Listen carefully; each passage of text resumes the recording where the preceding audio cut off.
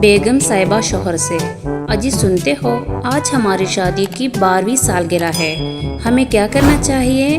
شوہر ٹھنڈی سانس لیتے ہوئے: بیگم آؤ اس عظیم حادثے کی یاد میں 5 منٹ کی خاموشی اختیار کر لیں۔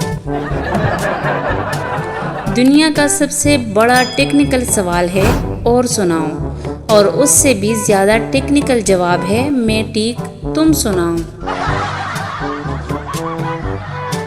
ایک مرتبہ گاؤں میں سیلاب آ گیا۔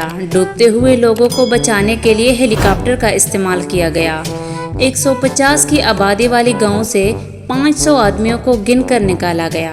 پھر ہیلی کاپٹر والے سرپنچ کے پاس گئے اور پوچھا: آپ کے گاؤں کی کل آبادی 150 ہے اور میں نے اب تک 500 نکال چکا ہوں، ایسا کیوں؟ تو سرپنچ نے کہا: سر، گاؤں والے نے ہیلی کاپٹر پہلی مرتبہ دیکھا ہے، آپ ایک طرف سے نکالتے ہو، یہ دوسری طرف سے پھر آ جاتے ہیں، میں خود تیسری بار آیا ہوں۔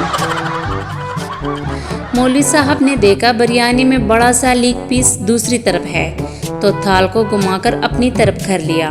کسی نے پوچھا: مولوی صاحب یہ کیا؟ مولوی صاحب بولے: مرغے کے پاؤں قبلے کی طرف تھے۔ شوہر نے راستے میں رک کر ایک پان خرید کر بیوی کو دیا۔ بیوی: آپ نے اپنے لیے کیوں نہیں لیا؟ شوہر: میں تو ویسے بھی خاموش رہ سکتا ہوں۔ شاپنگ کے دوران جب کوئی چیز مہنگی لگے تو دوسرے ممالک میں "اٹس سو ایکسپینسو"، پاکستانی آپ رکھے ہم آتے ہیں۔ جج عورت سے: تمہاری صحیح عمر کیا ہے؟ یاد رکھو حلف اٹھا رہی ہو، تم جھوٹ نہیں بول سکتی۔ عورت: 21 سال اور چند مہینے۔ جج: کتنے مہینے؟ عورت: 103 مہینے۔